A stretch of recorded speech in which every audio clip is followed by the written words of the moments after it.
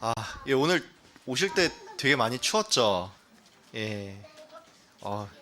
그 제가 지난주에 설교를 김지선 전도사님 하고 나서 제가 급격한 레임덕을 지금 느끼고 있어요. 예. 저 뭘 물어도 답도 안 하고, 예, 저를 이렇게 빨리 보내주시니까 너무 감사한데, 제가 아직도 3주나 남았는데 3주 동안 천국이 아닌 지옥을 경험하게 해드리지는 않을 거고, 예, 참 좋은 현상이라고 생각을 합니다. 예. 여러분, 다음 주에 혹시 뭐 있는 줄 아세요? 예, 다음 주에 하반기 시상식이 있어요. 그래서 여러분 그때 제가 이렇게 요청을 드린 것처럼 오늘 다들 이렇게 선물 좀 이제 아직 저한테 안 보내신 분들 다 보내주시고, 또 혹시 이제 지금 영상으로 보시는 분들도 저한테 잊지 말고 다 보내주시면 제가 주중에 잘 주문을 해서 그날 크리스마스 선물을 우리 교회에서 아이들에게 준다는 그런 좋은 추억을 좀 남겨주시길 바랍니다. 예, 오늘은 바로 오늘이 천국이다 라는 제목으로 함께 말씀을 나누도록 하겠습니다. 저희가 이번 달 시작을 하면서 이제 요한계시록을 보기 시작했는데, 오늘은 요한계시록의 가장 마지막인 22장을 보도록 하겠습니다. 본문에 앞서서 지난주와 이제 지지난주 내용을 한번 요약을 해서 설명을 드리겠습니다. 제가 요한계시록 첫 번째 시간 때는 이 책의 배경에 대해서 설명을 하면서, 이 책은 소아시아 교회에 보낸 편지로서 이 편지를 받는 교회들이 이 로마의 극심한 탄압 아래에 있었다고 설명을 드렸죠. 그래서 이 책은 단지 세상의 끝과 종말을 말하는 게 아닌, 성도에게 예수 그리스도가 있으니 우리에게 끝이 아닌 소망을 알려주기 위한 책이라고 그렇게 설명을 드렸습니다. 예, 기억을 하시죠? 예.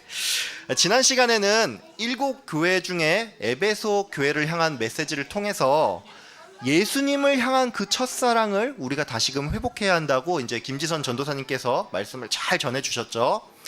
오늘은 이제 요한계시록 가장 마지막인 22장인데, 지난주 우리가 살펴본 본문이 요한계시록 2장이고 이제 오늘 본문이 22장이니까 이 사이에 굉장히 많은 내용을 건너뛴 관계로 오늘은 먼저 이 사이에 있는 내용을 살펴보고 그 다음에 본문을 좀 보도록 하겠습니다. 요한계시록의 4장부터 20장까지는 마지막 날에 있을 심판이 여러 환상을 통해서 나타나는데, 이 환상도 크게 세 부분으로 나눌 수가 있습니다. 첫 번째는 7인의 환상이고, 두 번째는 7나팔, 그리고 마지막 세 번째는 7대접의 환상인데, 이 환상에 대해서 각각 하나씩을 설명을 하자면 제가 1년 내내 강의를 해도 시간이 좀 부족하니까 오늘은 이런 설명은 좀 차치를 하고 큰 그림으로 여러분께 한 가지만 말씀을 드리겠습니다. 여러분, 제가 지난 설교 시간에 이 요한계시록이 숫자 상징을 많이 쓴다고 설명을 드렸죠. 특별히 여러분께 7이라는 숫자는 히브리 문화권에서는 거룩함과 완전함을 상징한다고 말씀을 드렸습니다. 그렇기 때문에 이 요한계시록의 7인, 7나팔, 7대접이 나온다는 것은 이 심판이 거룩하고 완전하다는 것을 의미합니다. 근데 여러분이 여기까지 들으면 이 심판이 거룩하고 완전하다는데 이게 대체 무슨 의미지? 뭐 이런 생각이 좀 들 수가 있습니다. 제가 그래서 이 부분을 조금 더 풀어서 설명을 하자면, 먼저 심판이 거룩하다는 것은 이 심판이 거룩한 하나님께로부터 말미암았다는 것이고, 거룩하다는 것은 구별되었다는 말이기 때문에 이 심판이 세상에서 말하는 일반적인 심판과는 완전히 구별된다는 것을 의미합니다. 또한 심판이 완전하다는 것은 이것이 반드시 일어나며 또 이 심판으로 세상이 완전한 이 종말을 맞이하게 된다는 것입니다.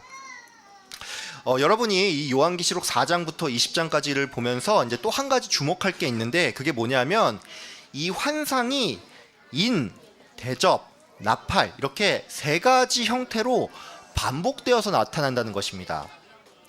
히브리 문학에서는 3이라는 숫자가 신비하다라는 것을 의미합니다. 또한 이 심판이 3번에 걸쳐서 반복된 형태로 나타난다는 것은 삼중 강조의 의미로서 이 심판이 매우 엄중하다는 것입니다. 한마디로 말세에 일어날 심판은 이 세상 사람들이 전에는 전혀 겪지 못했던 매우 크고 두려운 심판이라는 것입니다. 이걸 여러분이 좀 더 이해하기 쉽게 예를 들어 설명하자면 이렇습니다. 여러분도 아시겠지만 지금도 이 세상에는 뭐 우크라이나랑 그다음에 러시아 또 팔레스타인과 이스라엘 전쟁처럼 전쟁이 있고 또 기근과 지진이 있죠. 근데 여러분 마지막 날에 만약에 이런 전쟁과 기근 또 지진이 최후 심판으로서 일어난다면 이 심판은 인류 역사상 단 한 번도 경험하지 못했던 매우 큰 스케일의 사건이 되고 이로 말미암아 세상이 완전히 멸망하게 된다는 것입니다. 요한계시록을 읽는 독자들은 많은 경우에 이 환상에 대한 묘사가 너무나도 인상적이다 보니까 이게 과연 무엇인지 또 지금 이 시대에 무엇과 연관이 되는지 여기에 좀 관심이 많은 편입니다. 물론 여러분 이에 대한 관심이 결코 잘못된 건 아닌데 우리가 그때를 살지 않는 이상 이게 어떤 건지 정확하게는 알 수 없기 때문에 말씀을 가지고 이 어떤 사건이나 인물과 자꾸 연결시키기보다는 말씀이 나타내는 큰 의미 정도를 파악하는 게 좋습니다. 예를 들어서 그 요한계시록에 보면은 이 하나님을 대적하는 짐승, 즉 적 그리스도가 나타나죠. 많은 사람들은 이 짐승이 과연 누군지 여기에 관심이 많고 이런 이유로 이 초대교회 시대에는 로마의 황제야말로 적 그리스도다 뭐 이런 주장이 있던가 하면 종교개혁 시대에는 교황이 적 그리스도다 뭐 이렇게 주장을 하는 사람도 있었고 세계 2차 대전 때는 히틀러야말로 적 그리스도다 이렇게 주장을 하는 사람도 있었습니다. 또 여기 계신 분들 중에 뭐 이런 얘기 들은 분도 분명히 계실 텐데 오늘날에는 이 AI가 발달을 하다 보니까 이 AI가 어느 날 자아가 생기면서 인간을 공격하고 결국에는 세계를 멸망시킬 적 그리스도가 될 것이다 뭐 이런 주장도 있는데 여러분 다시 한번 당부를 드리는데 이렇게 자꾸 뭔가를 끼워 맞추기 식으로 보기보다는 그냥 큰 의미로 말세에 많은 사람들이 미혹을 당하고 하나님을 대적하는 누군가가 또는 어떤 집단이 크게 부각될 것이다 뭐 이 정도로 본문을 보는 것이 가장 안전한 해석이라는 것입니다. 요한계시록은 이제 방금 설명드린 것처럼 7인과 7나팔 또 7대접의 환상 후에 하나님을 대적하는 짐승과 음녀가 심판을 받게 되고 이후에 천년 왕국이 임하며 그 후에 최후의 심판이 있다라고 언급을 했습니다. 방금 설명드린 여기까지가 이제 요한계시록 20장까지의 내용이고 21장부터 마지막 22장까지는 새 하늘과 새 땅 또 새 예루살렘에 대한 이야기가 나옵니다. 오늘 우리가 살펴볼 본문 22장은 이 새 예루살렘 안에 흐르는 생명수 강과 또 그 양 옆에 있는 생명나무에 대한 설명으로 본문이 시작이 됩니다. 먼저 이 생명수 강은 하나님과 어린 양의 보좌로부터 흘러나와서 이 새 예루살렘의 한 가운데를 흐르며 그 강의 양쪽에는 생명나무가 있어서 달마다 새로운 열매를 맺고 이 나무의 나뭇잎은 온 민족을 치료하는 데 쓰인다라고 천사는 요한에게 그렇게 설명을 해줬습니다. 또한 천사는 요한에게 새 예루살렘에서는 그 어떤 저주도 어둠도 없으며 모두가 하나님의 얼굴을 뵙고 그분을 경배하며 영원히 천국을 다스릴 거라고 설명을 했습니다. 참고로 요한계시록 21장에도 보면은 이 새 예루살렘 안에 그 어떤 슬픔과 눈물 또 죽음과 고통도 없다라는 말이 나오는데 이런 표현은 성도들로 하여금 이 천국에 대한 소망을 불러일으킨다고 할 수가 있습니다. 많은 분들은 오늘 본문을 보면서 천국을 떠올리고 또 그러면서 소망과 위로를 얻습니다. 특별히 연세가 많은 분들이나 또 이런저런 이유로 이 천국이 가까운 분들은 더욱 그렇죠. 반면에 또 어떤 분들은 오늘의 이 본문이 그다지 마음에 와닿지 않을 수가 있습니다. 말하자면 이런 것이죠. 오늘 본문이 말하는 새 하늘과 새 땅, 즉 천국에 대한 묘사가 머리로는 동의가 되는데 이 가슴으로는 그다지 동의가 되지 않는다는 것입니다. 쉽게 말해서 천국은 죽어서 가는 곳이고 나는 아직 이 땅에서 살 날이 많다 보니까 이 천국에 대한 묘사는 그냥 그렇구나 정도로 받아들여지지 아직 내게는 먼 얘기처럼 느껴진다는 것입니다. 이건 마치 제가 설교를 하고 있지만 모두가 다 앞에서 딴 데를 보는 것과 같은 그런 것과 같다고 할 수가 있죠. 제가 애드립을 잘 안 하는데, 여러분들 아시겠지만 우리가 어렸을 때 이제 우리 부모님들이 야, 너 어릴 때 건강 잘 챙겨야지만 나중에 고생하지 않아, 뭐 이런 말을 하면 우리가 그때 어떻습니까? 와, 우리 부모님이 정말로 나를 많이 생각하는구나, 뭐 이렇게 생각을 했습니까? 아니죠. 우리들 대부분은 내가 어린 시절에는 건강했기 때문에 나중에 고생한다는 부모님의 말이 거의 와닿질 않았습니다. 근데 이랬던 우리가 이제 뭐 30대 후반에서 40대에 접어들고 또 어떤 분들은 50대, 60대가 되다 보니까 이제 내 주변에 아픈 사람이 하나 둘씩 생겨나고 또 당장 나조차도 내 몸이 예전 같지 않으니까 이제 부모님이 하던 그 말을 내가 내 자녀에게 또는 누군가에게 하고 있다는 것입니다. 여러분, 그렇습니다. 우리가 젊을 때는 건강하고 또 지금도 여기 계신 많은 분들이 아직은 그래도 내가 이 땅에 살 날이 많다라고 생각을 하기 때문에 이 천국에 대한 성경의 묘사가 크게 와닿지도 않고 그다지 위로도 되지 않는다는 것입니다. 여러분, 우리는 모두 나에게 천국이 예비되어 있다는 그 사실을 잘 알고 있습니다. 하지만 애석하게도 많은 성도님들이 인생의 어떤 어려움을 만났을 때 세상 사람들과 그다지 다를 게 없는 반응과 자세를 보여주는데, 이것은 많은 경우에 현실은 현실이고 천국은 먼 훗날에 무엇이라고 생각을 하면서 우리가 그렇게 살아가기 때문입니다. 다른 말로 우리는 예비된 천국을 바라보면서 사는 게 아니라 당장 현실을 바라보며 내일 일을 걱정한다는 것입니다. 여러분, 그런 의미에서 말씀을 드리는데, 성도에게 있어서 천국은 먼 훗날에 있는 새하늘과 새 땅만을 의미하는 게 아니고 지금 내 모든 삶이 천국임을 꼭 기억하는 여러분 되길 바랍니다. 여러분, 성경은 과연 우리에게 뭘 말하는 책이라고 여러분 생각하십니까? 다른 말로 여러분이 성경을 한 관점으로 본다면 어떤 관점으로 보는 게 맞다고 생각을 하십니까? 이와 관련해서는 신학을 전공한 사람들조차도 각자 조금씩 다른 관점을 가지고 있는데, 그래도 몇 가지를 얘기를 하자면, 어떤 분들은 성경이 구약과 신약으로 이루어져 있으니까 언약이라는 관점에서 성경 전체를 바라볼 수 있다라고 말을 합니다. 여러분은 이 말을 어떻게 생각하십니까? 뭐 대부분 별 생각이 없겠지만 여러분, 실제로 언약 신학이라는 것이 있고, 그래서 이 언약 신학의 관점에서 성경 전체를 바라볼 수가 있습니다. 또 어떤 분들은 구약이 앞으로 오실 예수님을 증언하고 신약은 이미 오신 예수님에 대해서 증언을 하니까 성경은 예수님 중심으로 보면 된다는 그런 말을 하기도 합니다. 여러분 중에 혹시 들은 분도 계실 텐데, 이 설교 기법 중에는 그리스도 중심 설교라는 것도 있습니다. 참고로 방금 언급드린 이 관점도 성경을 보는 관점으로서는 매우 좋은 관점입니다. 제가 앞서서 성경을 바라보는 몇 가지 관점에 대해서 설명을 드렸는데, 저는 오늘 이 시간에 조금 다른 그런 관점을 하나 더 설명을 드리겠습니다. 여러분, 성경을 읽을 때 성경의 시작과 끝을 보면 이 성경의 전체적인 관점을 알 수가 있습니다. 여러분, 창세기의 가장 앞에 무엇이 나옵니까? 창조기사가 나오죠.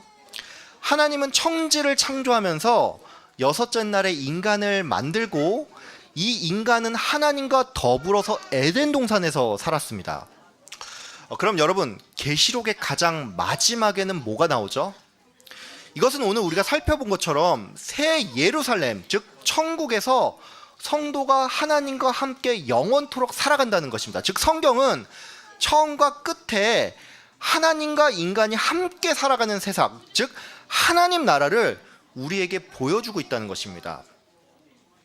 여러분이 뭐 고등학교 시절에 뭐 문학을 배워서 아시겠지만 이 수미 쌍관법이라는 것이 있죠. 이것은 시작과 끝을 서로 비슷한 내용이나 문장을 채워 넣는 방식인데, 이러한 기법은 결국 화자가 전하고자 하는 메시지의 핵심을 앞과 뒤에 배치를 해서 이 안의 내용들이 결국 이 관점으로 채워져 있다는 것을 밝히는 것입니다. 요약을 하자면 성경에는 여러 인물이 나오고 또 여러 사건이 나오지만 이 모든 것들은 결국 하나님 나라라는 관점에서 우리가 볼 수 있다는 것입니다. 근데 제가 이렇게 말씀을 드리면, 아니 목사님, 창세기 저자랑 이 요한계시록의 저자가 다른데 어떻게 그 관점이 성립될 수 있습니까? 뭐 이렇게 반문을 할 수가 있는데, 여러분, 이런 생각은 좀 맞지 않습니다. 성경은 성령의 감동으로 된 것입니다. 이것은 다른 말로 성경 전체가 각자 다른 인간 저자를 통해서 쓰여졌지만 결국에는 원 저자가 성령님이시고, 그래서 이러한 일치는 그냥 우연이 아니라는 것입니다. 성경이 하나님 나라라는 관점에서 쓰였다는 것은 구약과 신약에 등장하는 모든 인물들 뿐만이 아니라 오늘날 예수를 믿는 우리 모두가 지금 하나님 나라 안에서 살고 있다는 것입니다. 다른 말로 천국의 가장 큰 특징은 우리가 단지 영원히 산다, 여기에 있는 것이 아니라 성도가 하나님과 영원히 함께 한다는 것입니다. 오늘 본문에 보면은 이 생명수 강이 새 예루살렘 한가운데를 지난다는 말이 나옵니다. 또한 이 생명수는 하나님과 어린 양의 보좌로부터 흘러나온다는 말이 나옵니다. 여러분, 이걸 보면 알 수가 있지만 이 생명수는 우리에게 영원한 생명을 공급하는, 즉 예수 그리스도라는 것입니다. 예수님께서는 한낮에 물을 뜨러온 여인에게 영원히 마르지 않는 물을 주겠다고 말씀하셨습니다.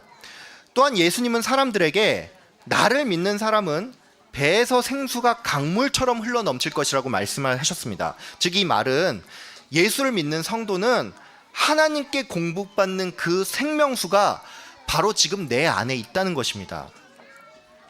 여러분, 성도가 보내는 하루는 그냥 평범한 하루가 아닙니다. 여러분의 몸은 지금 이 땅에 있지만 우리 안에는 예수 그리스도가 계십니다.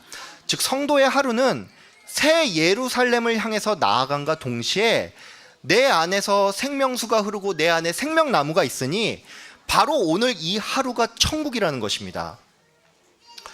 여러분, 인생이 좀 고달프십니까? 예. 육아에 지치고 직장 생활과 사업이 너무 힘들진 않습니까? 여러분, 혹시 경제 문제로 또는 뭐 관계 문제나 건강 문제로 마음이 힘든 분 계시지 않습니까? 여러분, 그렇다면 이 땅을 바라보면서 또 문제 상황을 바라보면서 계속 근심 걱정하지 마시고 지금 나와 함께하는 하나님을 바라보면서 오늘 이 하루가 천국임을 다시금 기억하는 여러분 되길 바랍니다. 여러분들 중에 어떤 분들은 저의 이 권면이 좀 상투적이게 느껴질 수가 있습니다. 목사님은 일 자체가 그러니까 그렇게 쉽게 말씀하시지 사회생활은 좀 달라요, 뭐 이렇게 이제 반문을 한 분이 계실지 모르겠는데, 여러분, 제가 직장 생활도 하고 또 지금 교역자로 있는 입장에서 말씀을 드리는데, 여러분, 교역자나 일반 성도나 다를 게 전혀 없습니다. 여러분은 어쩌면 그래도 목회자는 뭐 우리와는 좀 다를 거야, 뭐 이런 생각이 있을지 모르겠는데, 여러분, 제가 있는 그대로 말씀을 드리자면 특히나 저처럼 직장 생활을 하다가 교역자가 된 사람들이 거의 공통적으로 경험하는 게 있는데, 그게 뭐냐면 교역자로서 겪게 되는 이런저런 고충들이 직장 생활 중에 겪던 것과 거의 다를 게 없다는 것입니다. 그렇다 보니까 가끔은 내가 결국 돌고 돌아서 원위치로 왔네, 뭐 이런 생각이 들면서 요즘 말로 일종의 이 현타 같은 게 찾아온다는 것입니다.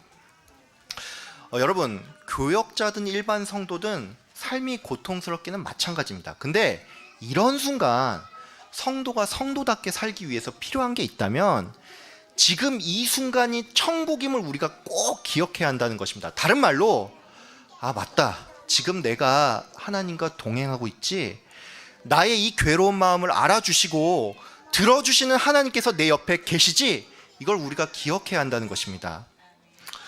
여러분, 성경은 처음부터 끝까지 하나님 나라라는 관점에서 쓰인 책입니다. 성경에 나오는 모든 사건은 그저 우연히 일어난 것이 아닌 하나님이 주관하신 것이며, 성경에 기록된 신앙 선배들은 그들이 결코 잘 살아서가 아니라 하나님이 그 인생 전체에 개입하셨기 때문에 그들의 이름이 기록된 것입니다. 여러분, 하나님은 나의 모든 삶 가운데 함께하는 분이십니다. 하나님은 우리의 이름을 생명책에 기록하고 나서 그냥 멀리서 관전하는 분이 아닙니다. 하나님은 우리의 아버지입니다. 그분은 부모의 심정으로 우리의 생각을 다 아시며 우리의 괴로움에 응답하시고 때로는 나조차도 지금 내가 뭘 해야 될지 모를 때 가장 선한 길로 인도하시는 분이십니다. 여러분, 그 하나님은 지금 내 옆에 계십니다. 여러분, 성도는 한 사람 한 사람이 성전입니다. 성도가 성전이라는 것은 내 안에 생명수 되시는 하나님이 함께 하신다는 것입니다. 성도 한 사람 한 사람이 성전이라는 것은 그냥 건조한 교리가 아닌 하나님이 지금 나와 함께 하셔서 내 손을 잡고 이 생을 함께 걸어가신다는 것입니다. 여러분, 오늘 하루가 천국입니다. 여러분 모두 내가 천국 백성임을 생각하며 하나님 나라를 온 세상에 전하는 여러분 다 되시길 주의 이름으로 축복합니다. 아멘.